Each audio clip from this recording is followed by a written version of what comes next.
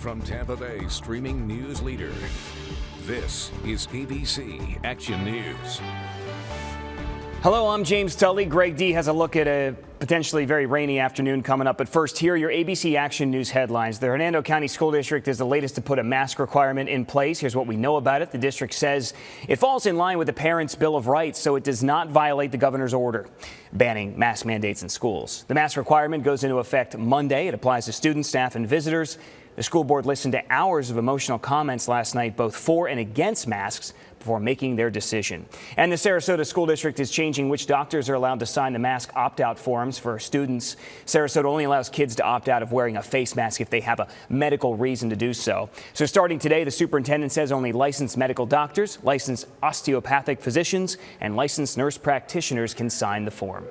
Let's hone in on COVID-19 cases involving local schools. Bay Area districts report this on either a daily or weekly basis. And as of last night, Hillsborough County schools reported more than 6,300 cases since the start of the school year.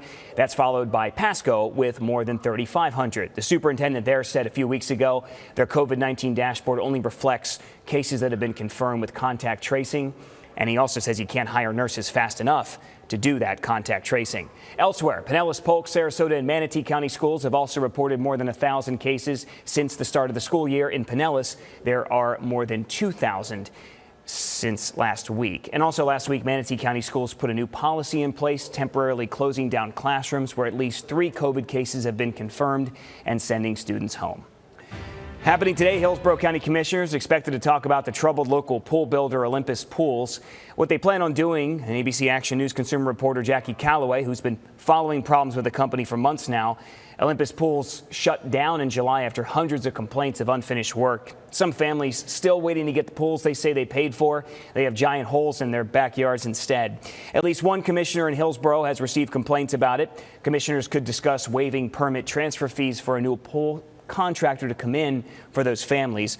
We'll keep you updated if that happens. Also today, if you love animals, a Tampa attraction looking for some great employees. Zoo Tampa at Lowry Park looking to hire over 100 people, hoping to fill seasonal jobs in food and beverage, guest services, and retail. And to sweeten the deal up, the zoo's going to give out $500 sign-on bonuses and free zoo memberships to people who are employed through the end of the year.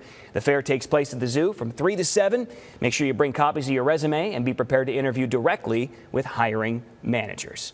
Okay, Greg, a lot of rain out there. Lots of rain out there, and the temperature is staying cooler because of the clouds and the showers. Only in the 80s today, well below where we should be for this time of year. Unfortunately, the rain chances really high, especially the middle of the afternoon. I think the evening commute, especially the first half of it, could really be impacted by another round of heavy rain and storms that we're watching. We'll be posting updates on the storms. You can follow along with us by downloading the ABC Action News app. James? And you can always follow along with everything we do on the air 24 hours a day, 7 days a week on our free streaming news channel. Have a great afternoon.